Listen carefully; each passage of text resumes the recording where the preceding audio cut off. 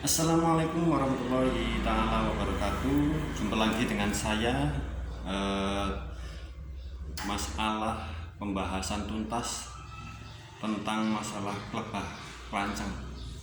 Jadi di sini saya akan menjelaskan tentang tips-tips agar atau mungkin bisa dibilang penyebab penyebab daripada koloni kita itu mati total, artinya tidak produktif.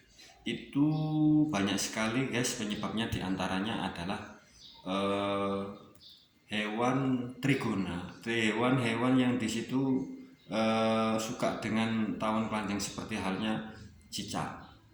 Kemudian hati-hati juga dengan yang namanya kodok, itu biasanya dia tuh senang, dia eh, bersembunyi di bawah tutup atau mungkin bisa dibilang esbes yang di atasnya koloni. Itu biasanya itu di situ kodok, di situ ada, dia menanti keluarnya pelancong. Itu dia langsung biasanya nantap, itu seperti halnya cicak. Kemudian yang nomor tiga itu iguana, hewan-hewan iguana seperti yang di tempat saya itu juga ada. Dia itu bersembunyinya kalau di dekat dengan koloninya, dekat dengan sarang tawonnya. Itu biasanya dia takut ketahuan sama yang punya, artinya kemudian dia cari tempat yang aman, itu biasanya di sela-sela, di semak-semak, di pohon bunga air mata pengantin. Itu air mata pengantin itu kan bunganya merembet-merembet itu. Nah, dia seperti halnya cicak tapi agak besar, itu hewan seperti bunglon itu ya, iguana.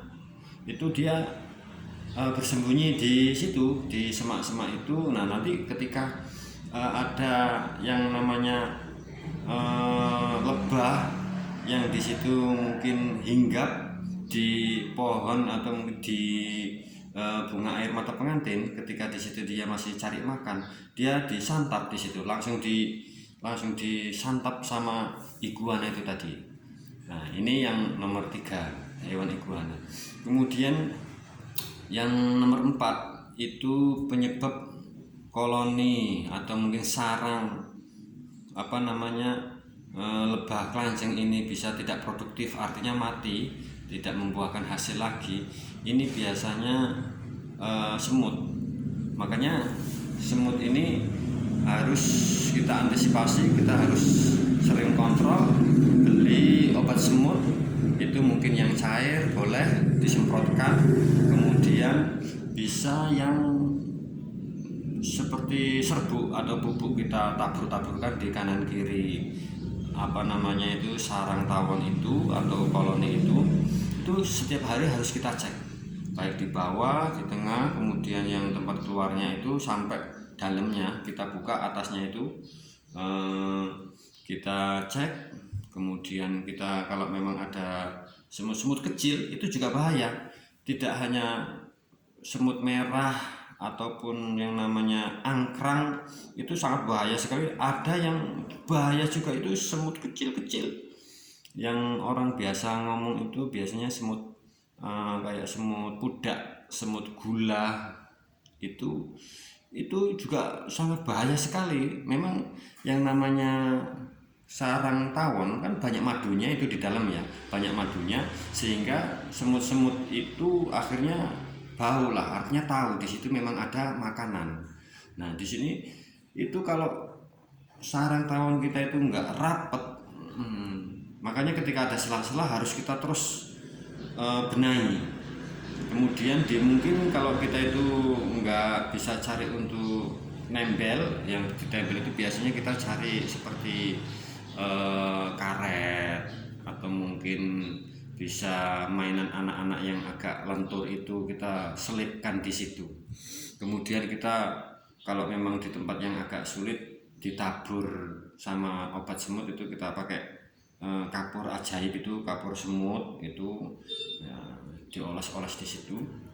Pokoknya intinya jangan dikasih selah, yang namanya yang hewan semut yang kecil itu tadi. Tapi kalau seumpama ini nanti kita kecolongan satu kali saja, ada satu semut yang di situ memang bisa masuk ke sela-sela kotak untuk sarang lebah itu, atau mungkin lewat jalan lewat keluar masuknya tawon itu, satu saja semut ini bisa bahaya, bahkan bisa mematikan sarang itu satu gitu.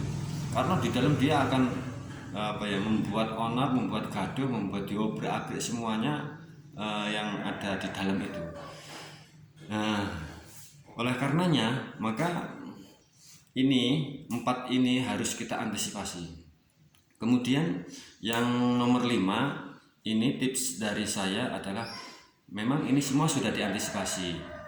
Iguana sudah, kemudian yang namanya bekicot juga itu hati-hati juga. Itu juga bisa membuat sarang tawon kita itu menjadi tidak produktif. Itu sudah kita antisipasi, kemudian semut sudah kita antisipasi. Nah, kalau itu semua sudah antisipasi, kemudian kok sarangnya atau koloninya ini semakin tidak produktif, artinya lama-kelamaan dicek kok tawonnya ini kok semakin berkurang. Ketika dilihat itu kok sarangnya itu seperti tidak ada madunya, kemudian kayak jamur-jamur seperti itu. Ini biasanya terjadi pada musim penghujan. Pada musim penghujan itu biasanya mengalami seperti itu. Ini hampir rata-rata seperti itu.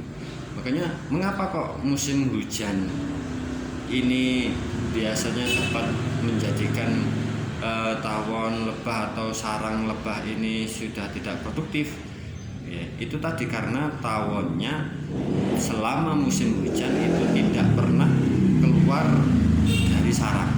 Artinya hujan dia tetap masuk ke kandang, kemudian makannya yang selama ini ia cari apa itu, yaitu berupa madu yang selama ini dia cari makan, kemudian jadi madu, kemudian di dalam berhubung hujan dia nggak keluar, maka yang dimakan bareng-bareng itu madu yang ada di dalam itu.